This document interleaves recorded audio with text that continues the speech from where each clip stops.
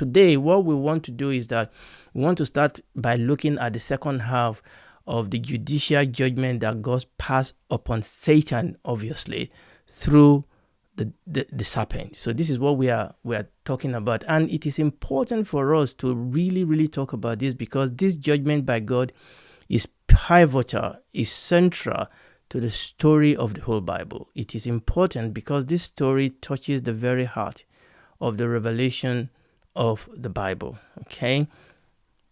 In a nutshell, we are saying that there is God, and that God is the eternal King. Okay, as the eternal King, he rules and reigns over his eternal kingdom. So there is God, the eternal King.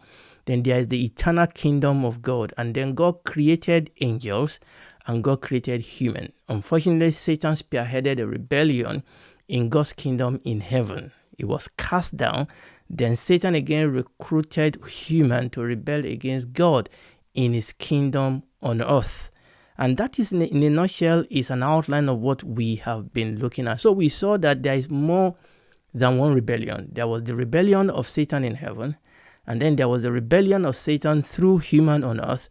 And I need to let you know, just like we saw in our last teaching, that there are more rebellions to come.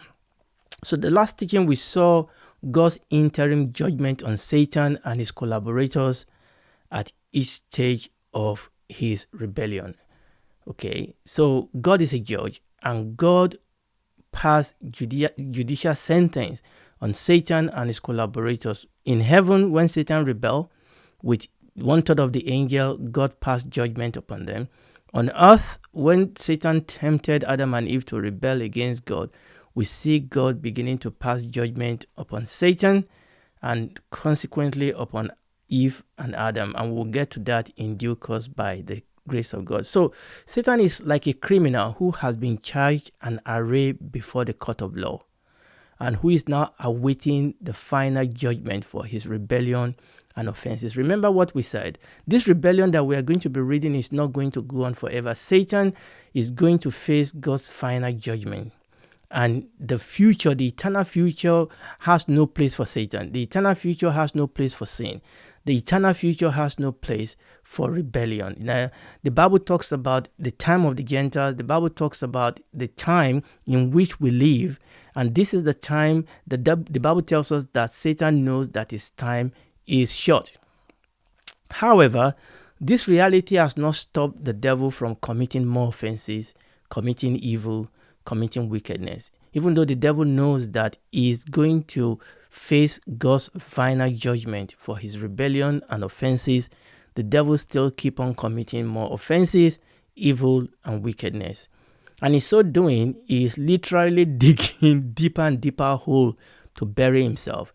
Literally, he's poking the fire hotter and hotter to burn himself. Okay, and we read that God created, the lake of fire for Satan and the fallen angel. Unfortunately, human that also cast their lot with Satan will also experience the judgment that God has prepared for him and the fallen angels. So, Genesis chapter 3, verses 14 and 15. And the Lord God said unto the serpent, because thou hast done this, thou art cursed above all cattle and above every beast of the field. Upon thy belly shalt thou go, and dust shalt thou eat all the days of your life. So this was the first verse. This was the first part of God's judicial judgment upon Satan and upon the serpent. And we have looked at that. So we need to look at this second part, which is verse 15. And God said, I will put enmity between thee and the woman, and between thy seed and her seed. It shall bruise thy head, and thou shalt bruise his heel. Now, in this singular verse, that's Genesis chapter 3, verse 15, God allows us a glimpse into his answer and solution for sin, his answer and solution for the question of rebellion, his answer and solution for the question or for the issue of Satan. In this one sentence, we have a glimpse into God's plan, into God's purpose. You remember where we ended the last time? We're asking ourselves, we know there's no salvation for Satan. We know there's no salvation for the fallen angel? Will human also suffer the same fate? And in previous teaching, we've also asked ourselves some question. How are we sure that in eternity future, sin will not raise its ugly head again? You see, these are all the things that God is dealing because he is God. These are all the things that God is dealing with in his wisdom, in his sovereignty, in the flow of the story that we are reading. God is going to use human. Specifically, God is going to use the woman to actually judge Satan, to judge sin, and to judge rebellion throughout eternity. I can only imagine how confused the devil must have been at this point. I mean, this was supposed to be Satan's move, his ace card. This was supposed to be his power play. Okay? His grand plan was to use humanity in his war against God. That was his grand plan. Okay? He thought that he's turned the corner. But God announced to him in advance the final and utter failure of all his plans and scheme. Satan thought that he has at last checkmated God. Remember, understand that Satan knew that he cannot match God. He knows that he cannot defeat God. Satan knew that. But his plan was to checkmate God. He was going to use human as it were, as people use hostages. He was going to use human as it were, as people use bargaining chips. He was going to use human as a bragging right to frustrate the plan of God, to frustrate the rule of God, to frustrate the purpose of God. He got human. Human were created in the image of God, after the likeness of God. These were human. These were God's crown jewel of creation. And Satan got them. And Satan actually felt that he has checkmated God. That God can rule in heaven, but he, Satan, will be the God of this world. But was he not in error? Satan was in error. Satan was totally mistaken, because God is the judge. God is in total control, and God holds all the aces. And this is very, very important. You know, this criminal cause Satan can cause a lot of problem, pain in the society. But ultimately, God the judge wields the ultimate power to arrest and incarcerate this criminal, this lawless person called Satan. God is the judge. God holds all the ace. And that in one stroke, we realize that God was never out of control and Satan was never in control. Sooner or later, the long arm of the law will catch up with the criminal and put him squarely where he rightly belongs. And we read some of this thing in our last teaching. If Satan somehow before now entertained the hope of escaping God's final judgment, if Satan was planning and scheming that he is going to create an eternal parallel kingdom to that of kingdom of God, all that was shattered in this one single verse. Satan knew that for him, from that point onward, it was a countdown. His time was short. From that point, the clock started ticking. It's not a question of if he's going to face his final judgment. It's a question of when. Now, let us read Genesis chapter 3, verse 15 again, because we want to dig a little bit deeper into this verse. But this time, I'm going to read King James Version along the side of the Amplified. So King James, and I will put enmity between thee and the woman, and between thy seed and her seed, and it shall bruise thy head, and thou shalt bruise his heel. That is King James. Now let's read Amplified. And I will put enmity, open hostility between you and the woman, and between your seed, offspring, and her seed. He shall fatally bruise your head, and you shall only bruise his heel. This is key. In this one single sentence, God is giving us a glimpse into his wisdom, into his plan. Okay, God knew this was going to happen. God already have a plan in place. Hallelujah. Now, where we read just now, there are two words I want us to focus on. We want to define this word. We want to define them from the original language of the Bible so that it can help us to move things forward. The first word, obviously, is enmity. Now, in the original Hebrew word, that word is a very, very strong word. It's an unusual word in Hebrew. And it only occurs in, about 4 other places or 3 other places. Numbers 35, verses 21 and 22, Ezekiel 25, verse 15, Ezekiel 35, verse 5. So that word enmity is a very, very unusual word, and it only occurs in those few places in the scripture. And that word means hostility. It's a strong word. It means hostility. It means hatred. To treat someone as an enemy, to be hostile to, and to hate. Now, it is very, very important for us to understand. Oftentimes we're talking about the fact that the devil rebelled against God. The devil hated God. The devil wants to pull down the plans of God. Understand, God hates evil. God hates lawlessness. And God must hate evil. If God is righteous, if God is judge, if God is God, he must hate evil. God said, I will put, remember, who is doing it? God said, I will put enmity. I will put hostility between you. I will put hatred between you and the woman, between your seed and her seed. Now, remember, like we said, when God was passing this judicial judgment on the serpent, there are two levels in which we will read this. There's the level of the serpent, and there's the level of Satan. So there's a level in which there's a physical application, but we are not going to be focusing on that because we are going to be digging deep into the spiritual dimension of what God was saying here. God said, I will put hostility, hatred. We can talk about the hatred and the hostility between human and serpent. I'm not going to spend any time on that. But we are talking about the spiritual dimension, the spiritual application of what is going on here. So that word there is hostility. Okay? God hates evil. God hates everything that Satan and his kingdom stand for. God has judged, and God will finally judge it permanently. Remember what we said in our last teaching, God is going to put a stop to this. Now we can ask ourselves the question, but why did God have to leave it for so long to do? We answered that partially in our previous teaching, because it was fulfilling a purpose in the plan of God. How else will God be able to prove that evil is evil, that wickedness is wickedness? Okay?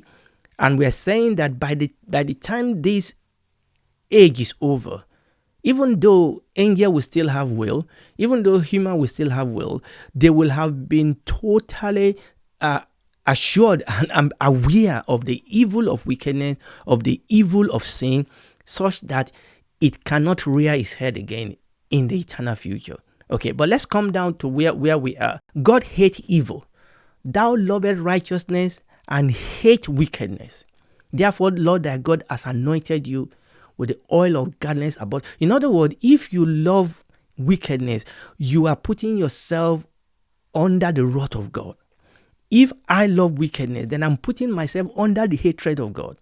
Okay, God does not hate human, but if humans submit themselves to sin, to evil, to wickedness, if we become, a slave to the devil, then we are putting ourselves under the judgment, under the wrath of God. God said, I will put enmity between you and the woman, and between your seed and her seed. So when you read those few places that I've mentioned that this word were used in the Old Testament, it is connected with destruction, with sword, with death. It's a blood-fueled, bitter disagreement. I'm going to say that again. God hates wickedness. God hates unrighteousness. God hates darkness. God hates evil, because God is light, because God is righteous. And this is very, very important. Okay, it's very important for us to understand this. So that's the first word that we are looking at, enmity. The second word there is bruise.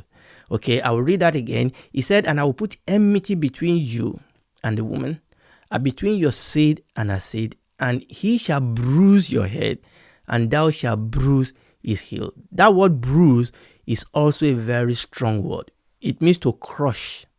It means to gape open, to break, to snap, to fall upon something. Now, you need to understand the type of connection that God said will be there between the woman and the serpent, but more importantly, between the seed of the woman and the seed of the serpent. Talking about the spiritual dimension. God said the attitude, the feeling will be that of enmity, that of hostility, that of war. the bruising is a factor of the enmity. The bruising actually defines for us what this enmity is all about. This is not just a verbal disagreement. This is just we disagree in principle. We can still try and work together. No. The Bible says, what fellowship have light with darkness? What fellowship have righteousness with unrighteousness? There is a distinct separation. So the bruising is telling us that this enmity is a total enmity. This enmity is a total enmity. Is your enemy that want to crush, gape open, break, snap, fell upon. And when the judgment of God falls finally and eventually upon Satan and the fallen angels and whatever human decide to go with him, is going to be crushing. It's going to be a snapping, a breaking, a falling upon something, a crushing. And this word bruise defines for us the enmity that God said, I'm putting between the seed of the woman and your seed, because this is the enmity that is there between the kingdom of light and the kingdom of darkness. So what we are saying is that this is a fight to death. God is saying to Satan, when the duel is over, only one of you will come out alive, and only one of you will remain standing. And we know who that is going to be. It's not going to be Satan. It's going to be the seed of the woman. And everything and everyone that seed stands for. We're going to come into that later. So I'll read this again. God is saying that this enmity is a fight to death. This is not a friendly fight. This is not a friendly fire. This is a fight to death. God is saying to Satan, when this duel is over, only one of you will come out of it alive. Only one of you will remain standing. And I said, we know who that is. It's not going to be Satan. It's going to be the seed of the woman and everyone and everything that the seed stands for. Satan is going to come out of this totally removed from the sin, totally subtracted from the sin. Yes, it's under judgment now, but yes, it's kind of like, you can say it's on bail, if I can put it that way. It's still causing chaos, but it's judged, but it's still causing chaos. It's still causing pain. But God said that there is going to be a final showdown, and there is going to be only one winner. It's going to be the seed of the woman and everyone and everything that the seed of the woman stands for. And God is going to use that to actually remove and cleanse sins and rebellion from God's creation. So let's go back to Genesis chapter 3 verse 15 as I begin to round up. Genesis chapter 3 verse 15 says, God said, I will put enmity between you and the woman, and between your seed and her seed, and it shall bruise your head, and thou shalt bruise his heel. Remember, this is the second half of this judicial judgment that God is passing upon Satan through the serpent, obviously. And like I said, this verse is so pivotal. This verse is so important. This verse is so central to our story. And many consider this verse to be the first announcement of the gospel in the Bible. And people have called it the proto-evangelium. In other words, the prototype of the gospel is the prototype of the gospel. So it's called the proto-evangelium. In other words, this is the first announcement. This is a prototype of the gospel in the Bible. Now, remember, we are not saying that this is the first revelation of Jesus in the Bible. We are saying that this is the first prophecy about the Messiah. This is the first prophecy about the Christ.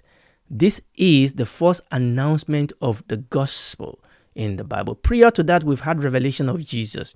But here, this is the first time that God began to talk about the gospel. God began to talk about the Messiah. So this was the first prophecy about the Messiah. Not Jesus, not revelation of Jesus. It's not the first revelation of Jesus. It is the first prophecy about the Messiah. Somebody that is going to turn this all around, make a restoration, make a change, fulfill the purpose and the will of God. That purpose, bring the initial purpose that for the reason for which God created the system, this being, and it's going to be the seed of the woman.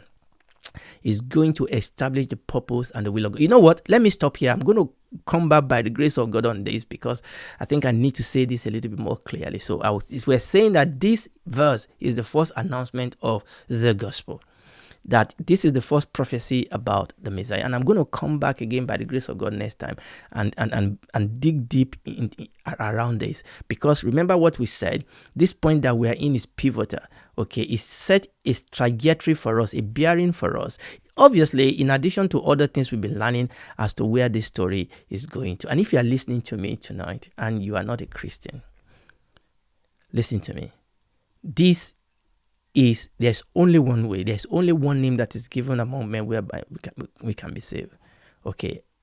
For God so loved the world that he gave his only begotten Son, that whosoever believe in him will not perish but have everlasting life. Religion cannot save you. Good works cannot save you. Okay? And that is why the Lord God sent Messiah, the Lord Jesus Christ, into the world to save us. All you need to do is to admit that you cannot save yourself, that you are a sinner. You and I, we were born sinner. We are sinners. Come to him. Ask for salvation. He will save you. He will change something from the inside of you. You'll become a daughter and a son of God, and he will walk with you on this side of heaven. And when this is all over, you will be a daughter and a son of God, a member of his family and his kingdom throughout eternity in the new heaven and the new earth. Do it today.